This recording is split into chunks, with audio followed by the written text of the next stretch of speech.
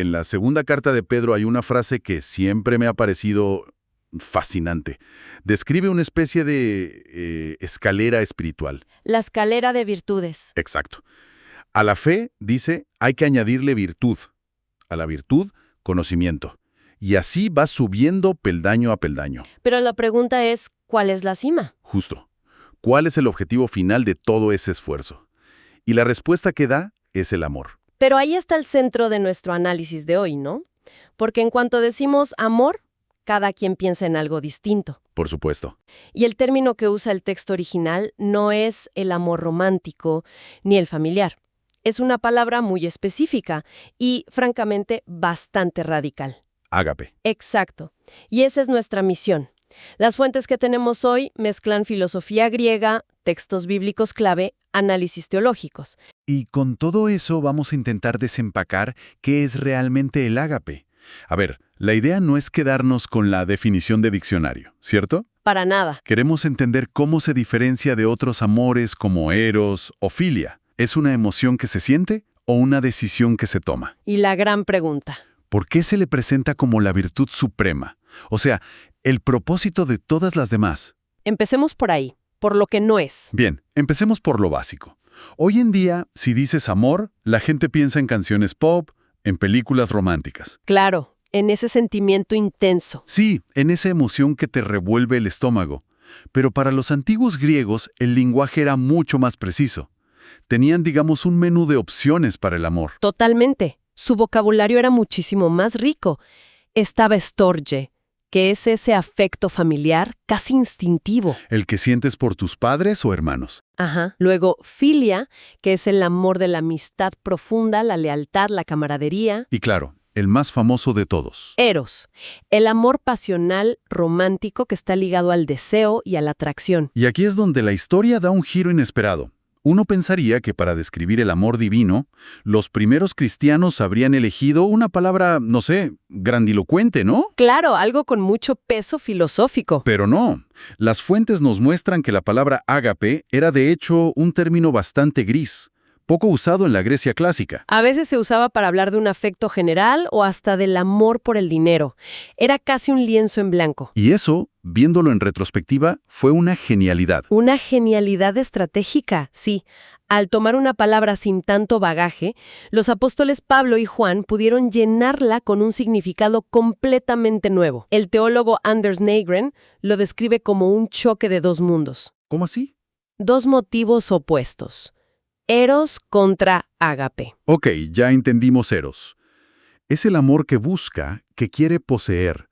Es el te amo porque me haces feliz. Ajá. Entonces, ¿el ágape es un amor que no quiere nada a cambio? O sea, ¿es eso posible para nosotros o es un ideal puramente divino? Esa es exactamente la pregunta clave. Eros, como dices, es el camino del hombre hacia lo divino. Es un amor de adquisición, motivado por el valor que vemos en el otro. Es egocéntrico. En su núcleo, sí. Es un movimiento ascendente. Yo aspiro, yo deseo, yo busco algo para mí. ¿Y el ágape? El ágape es lo opuesto en cada aspecto. Se describe como el camino de Dios hacia la humanidad. Un movimiento descendente. Precisamente.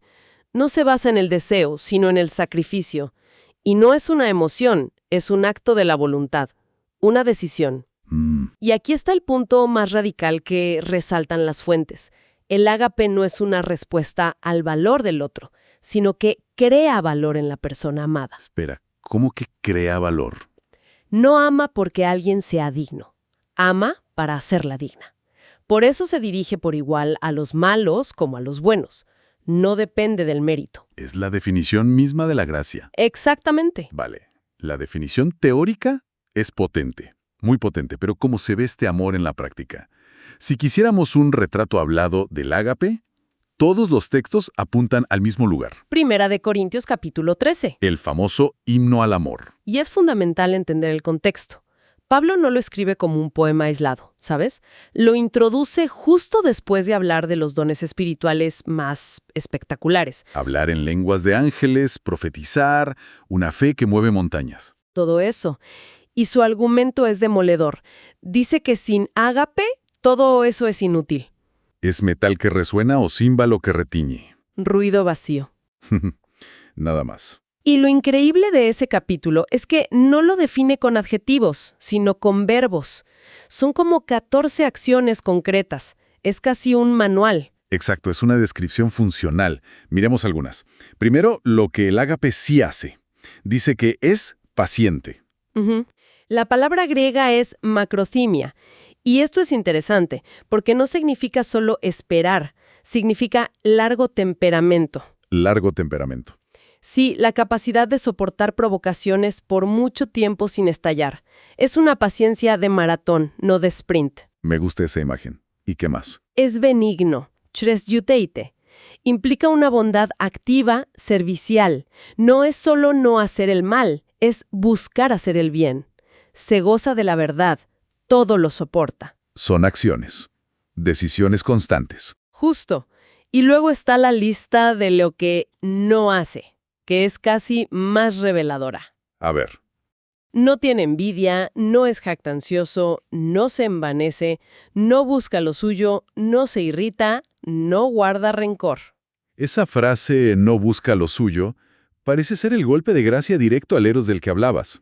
Es la antítesis, es el resumen de su naturaleza sacrificial. Y el no guarda rencor, bueno, eso choca de frente con nuestra idea de justicia, del ojo por ojo. El ágape no lleva cuentas. Ahora, todo esto suena muy, no sé, muy suave, muy pasivo.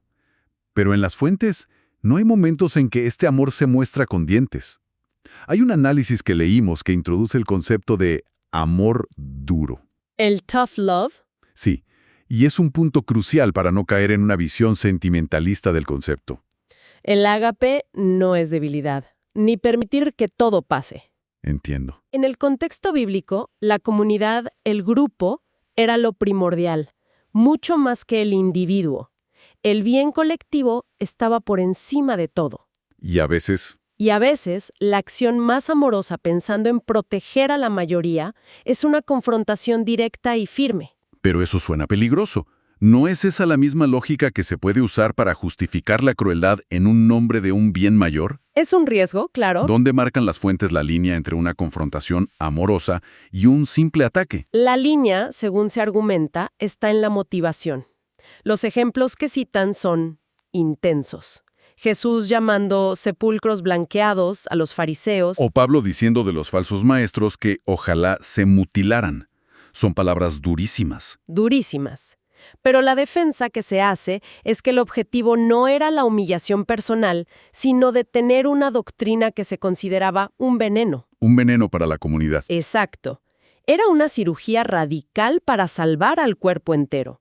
La prioridad era la salud del grupo, no la comodidad emocional del individuo que, según ellos, causaba el daño. Entiendo.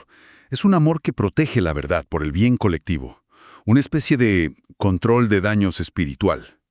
Se podría ver así.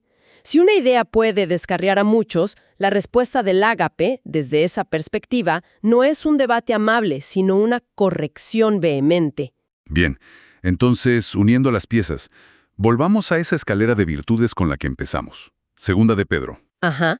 La lista es fe, virtud, conocimiento, dominio propio, paciencia, piedad, afecto fraternal y, en la cima, amor, ágape.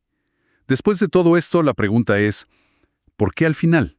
Porque si conectamos todo, el ágape no es solo el último peldaño. Es, digamos, la viga maestra que sostiene toda la estructura. ¿Cómo? Cada virtud anterior es un prerequisito indispensable para poder practicar el ágape.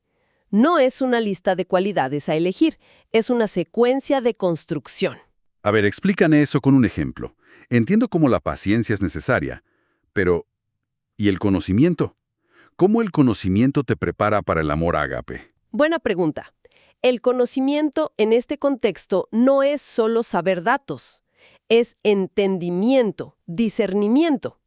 Para amar de forma sacrificial, necesitas saber qué es lo verdaderamente bueno para la otra persona, que no siempre es lo que quiere en el momento. claro. Para aplicar ese amor duro del que hablábamos, necesitas el conocimiento para discernir si una enseñanza es realmente dañina o si es solo una opinión diferente. Sin conocimiento el amor puede ser bien intencionado, pero destructivo. Increíblemente destructivo. Y el dominio propio es fundamental. ¿Cómo puedes no buscar lo suyo, como dice Corintios, si no tienes dominio sobre tus impulsos? Imposible. ¿Cómo puedes soportarlo todo si no tienes paciencia? Y necesitas el afecto fraternal, la Filadelfia, para tener una comunidad, un laboratorio donde practicarlo. Cada paso te capacita para el siguiente. Es como si las otras virtudes fueran el entrenamiento y el ágape fuera el partido final. Exacto. Es la aplicación práctica de todo lo anterior. Por eso en Mateo se dice que de los 2 mandamientos de amor, amar a Dios y al prójimo, depende toda la ley y los profetas. ¿No es una virtud más? No, se presenta como el principio organizador de todo el sistema ético. Ok, el concepto es impresionante, casi sobrehumano, pero no podemos ignorar que varias de nuestras fuentes plantean cuestionamientos muy serios. No nos presentan una visión idealizada. Cierto, y es importante abordarlas para tener una imagen completa. Hay una crítica, por ejemplo, que dice que este amor no es tan desinteresado como parece. ¿En qué sentido? Sostiene que, al final, el ser humano busca la salvación y Dios busca adoración, así que hay una especie de interés mutuo. Pero la crítica más potente viene de los propios textos. ¿Y tiene que ver con? Con la justicia. Sí, a eso quería llegar. A ver, con la parábola del hijo pródigo. Mi simpatía inicial está con el hermano mayor. Es la reacción natural. Él trabajó, siguió las reglas, fue fiel. ¿Cómo puede ser amoroso celebrar al que despilfarró todo? Se siente fundamentalmente injusto. Y esa es la reacción lógica desde una ética basada en el mérito, ¿no? Pasa lo mismo con la parábola de los trabajadores de la viña. Uf, ese es peor todavía. El dueño paga un jornal completo tanto al que trabajó 12 horas como al que llegó en el último minuto. Y los que trabajaron todo el día protestan. ¿Y con razón? Dicen, no es justo. Y la respuesta del dueño es, básicamente, yo soy generoso. ¿Te molesta mi generosidad? Estas parábolas muestran que el ágape opera con una lógica que no es la de la justicia retributiva. Anula el principio de a cada quien lo que se merece. Exacto, lo anula por completo. Pero eso es un concepto dificilísimo de aceptar. Rompe con las bases de cómo organizamos la sociedad. Totalmente. Presenta una economía divina donde la gracia, el regalo inmerecido, triunfa sobre el mérito. Es una de las ideas más radicales y para muchos problemáticas. Y la tensión no termina ahí. No, hay otra dualidad muy fuerte en los textos. ¿Cuál? La que existe entre ágape y phobos. Phobos. Phobos es la palabra griega para temor o miedo. Y las fuentes bíblicas no presentan únicamente a un Dios de amor incondicional. ¿Cierto? Presentan también, y con mucha fuerza, a un Dios de ira, de juicio y de castigo. El temor a Dios se describe como el principio de la sabiduría. ¿Es un motivo tan central como el amor a Dios? Exactamente. Entonces, ¿cómo se reconcilian esas dos ideas? ¿Cómo puede un Dios de ágape, que ama a buenos y malos, ser al mismo tiempo un Dios que inspira temor y castigo? Parece una contradicción. Flagrante. Y es una tensión que los teólogos han debatido durante siglos. No hay una respuesta fácil. Los textos describen a un Dios que ama incondicionalmente al pecador, pero que odia el pecado. Un Dios que ofrece gracia ilimitada. Pero que también exige justicia. Intentar resolver esa paradoja es uno de los mayores desafíos teológicos. No es una imagen monolítica de amor y paz. Es mucho más compleja. Y a veces desconcertante. Muy desconcertante. Vaya, definitivamente es un recorrido complejo. Empezamos con la palabra amor, tan común, y hemos llegado a este concepto ágape, que es radical, exigente y, como vemos, hasta polémico. No es un sentimiento, sino una decisión. No busca beneficio propio, sino que es sacrificial, y se presenta como el objetivo final de toda una vida espiritual. Hemos navegado por sus contrastes clave, el eros que adquiere contra el ágape que se entrega. El sentimentalismo moderno frente a un amor duro que confronta. Y terminamos en esa profunda e incómoda tensión entre un Dios de amor absoluto y un Dios de temor y juicio. Y esto nos deja con algo en que pensar. Por un lado, las fuentes establecen que el ágape es la virtud suprema, que implica el sacrificio personal por el otro. Ajá. Por otro lado, nos muestran que el llamado amor duro puede exigir una confrontación muy directa para proteger a una comunidad de lo que se consideran ideas dañinas. Exacto. Esto deja una pregunta para reflexionar. En un mundo polarizado, lleno de desinformación e ideologías que muchos consideran perjudiciales, ¿cuándo la expresión más auténtica del amor ágape deja de ser un abrazo y se convierte en una confrontación firme y directa por el bien de la mayoría? Y sobre todo, Quizás más importante, ¿quién decide dónde está esa línea?